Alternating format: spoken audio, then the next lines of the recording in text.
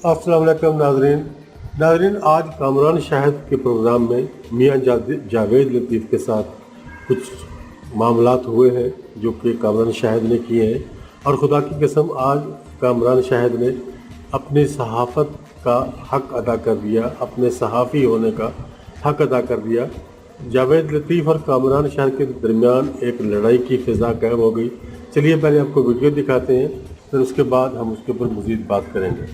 मियां जावेद लतीफ़ साहब, शरीकों को आग लगेगी, आपने माइंड नहीं करना भट्टी साहब से माजरत के साथ। लेकिन अब ये जो दुबई में मुलाकात हुई है तो जरदारी साहब ने देखे अभी आपको पहले प्राइम मिनिस्टर बना के सारा मलबा जो है ना अवाम के पत्थरों का, तनकीदों का, पत्थरों का, तीरों का आप पे चलवा दिया।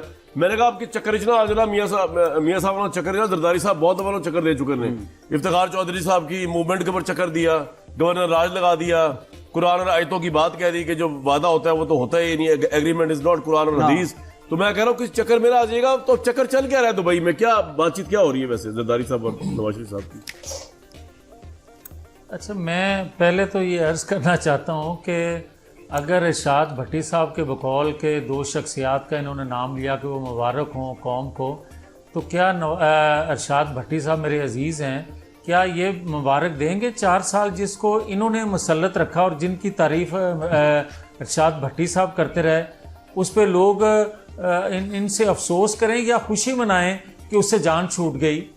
खुदा का खौफ करें यार, आप उस शख्स को उससे मिला रहे हैं, उनसे मिला रहे हैं जिस शख्स ने पाकिस्तान के दिफा को नाकाबिले तस्खीर बनाया और जिसकी जमात की जो चेयरपर्सन थी उसने भी इस दफाई जो तनसीबात थी दिफा के हवाले से जो मियां साहब मैं एक चीज समझना चाह रहा हूँ आपसे, उन्होंने डाला, हजार इख्तलाफ होगा उससे। बिल्कुल ठीक है, मैं एक चीज समझना चाह रहा हूँ, अब पॉलिटिक्स कैसे चलेगी? मतलब कि हम तो भूल गए थे ना अब पॉलिटिक्स। अब देखें, अब अच्छी बात है आप दोनों पार्टियां, बहुत से लोगों के नजदीक अच्छी बात होगी, आप दोनों पार्टियां इन एक्शन है, अब आप ही होंगे पावर के अंदर जो है ना, जिसको वोट पड़ेगा ज्यादा वो प्राइम मिनिस्टर बन जाएगा, इसमें कोई ऐसी बात नहीं है। लेकिन होगा किस तरह, मतलब कि मामला कैसे चलेगा कि अब आप एक दूसरे को किस तरह डील कर रहे होंगे?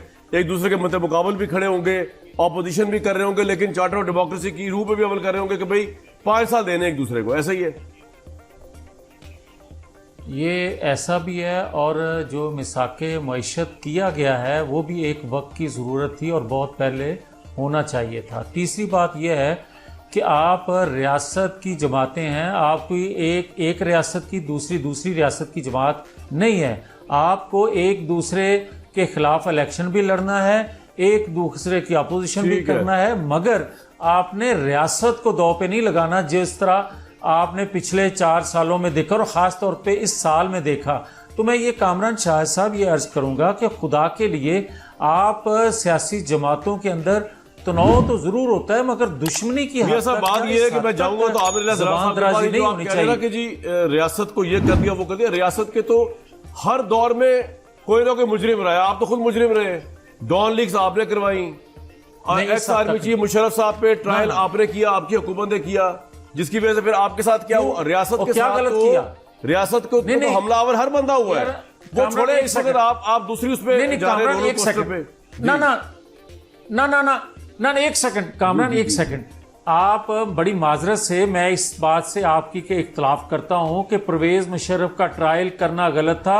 मैं इस पे खुश हूं कि काम रुकना चाहिए। आप आइन कानून को तोड़ते हैं तो आपको कटहरे में आना चाहिए, जितने भी आप मैं बात ही कुछ और कर रहा हूं आपसे मियां साहब, उसके असरात अभी तक भुगत रहे हैं, बदकिस्मती उसके असरात भुगत रहे हैं मियां साहब। अगर मैं ये कहता हूं कि होना चाहिए, मैं तोड़ूं या रियासत पे, मैं कह रहा हूं रियासत पे आप भी मुख्तलिफ मौकों में हमलावर होते रहे। आपने आर्मी चीफ को सैक कर दिया जब वो जहाज में थे, आपने उसी आर्मी चीफ के ऊपर गद्दारी का मुकदमा चला दिया। सालों में किसने हमला किया तो वो बता दें। आपने गद्दारी का मुकदमा चलाया कि नहीं चलाया आर्मी चीफ पे? एक्स आर्मी चीफ, आप मेरी बात सुने, एक्स आर्मी चीफ पे गद्दारी का मुकदमा चलाना ऐसी है जैसे कि हाजिर सर्विस आर्मी चीफ पे चलाना है।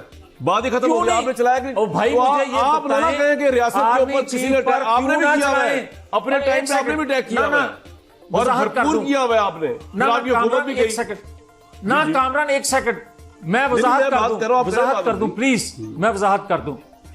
میں پلیز آپ کو وضاحت دے دوں, میں یہ کہتا ہوں قانون کی خلاف ورزی جب کوئی کرے گا وہ کسی جماعت سے وہ کسی ادارے سے تعلق رکھتا ہو تب اس کا نام بھی لیں گے, اس کی مذمت بھی کریں گے, اور جو کچھ ہو سکا وہ رکاوٹ بھی بنیں گے. یہ کوئی طریقہ نہیں ہے کہ آج اگر کوئی اے پولیٹیکل ہو گیا ہے تو کل اے پولیٹیکل نہ رہے تو میں بات نہیں کر سکتا. کیوں نہیں کر سکتا بھائی جان, میں تو آپ کو یہ کہہ نہیں رہا, آپ نے جو کرنا تھا کیا. جنرل پرویز مشرف کے خلاف آرٹیکل 6 کا مقدمہ چلا, میں تو کہا ریاست پہ آپ نے بھی حملہ کیا. یہ ریاست جس کو آپ ریاست سمجھتے ہیں اور اس کو ڈیفینڈ کرتے ہیں, وہ ہم آپ کے نزدیک حملہ نہیں تھا.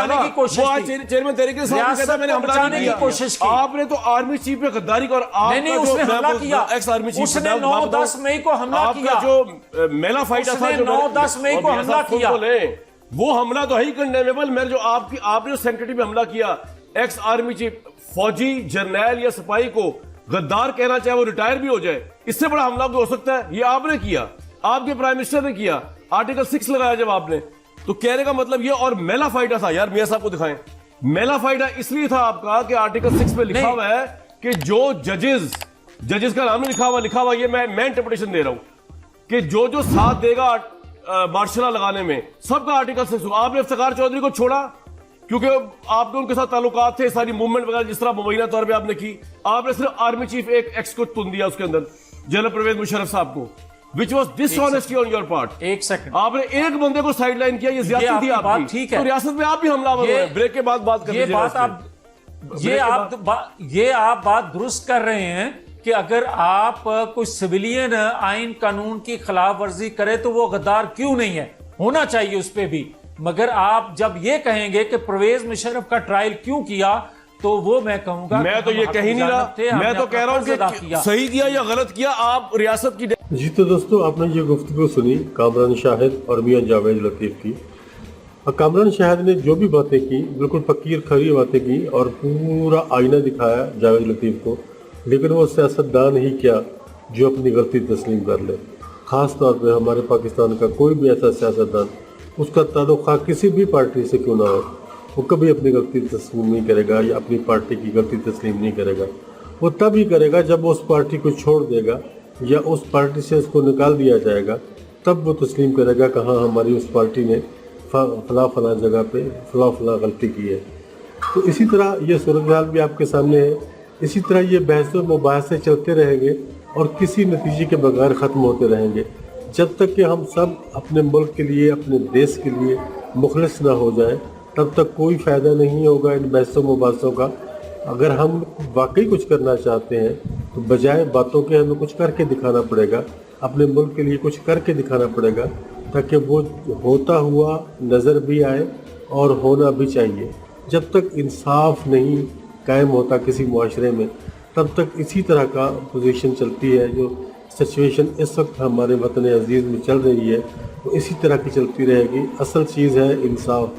جب معاشرے میں انصاف آ جاتا ہے تو چیزیں آہستہ آہستہ ساری کی ساری ٹھیک ہونا شروع ہو جاتی ہیں, اور جب انصاف معاشرے سے چلا جاتا ہے تو آہستہ آہستہ کیا بہت جلد چیزیں خراب ہونا شروع ہو جاتی ہیں, جیسا کہ اس وقت ہمارے ملک میں ہو چکا ہے. آپ کے سامنے ہے. اب اس وقت سب سے زیادہ ضروری جو چیز ہے وہ الیکشن ہے. فری اینڈ فیئر الیکشن ہو جائے, اس کے نتیجے میں ایک مستحکم حکومت قائم ہو جائے, اس کے بعد ملک اپنی راہ پر چل نکلے گا. آپ کا کیا خیال ہے؟ کمنٹ باکس میں اپنی رائے کا اظہار ضرور کریں.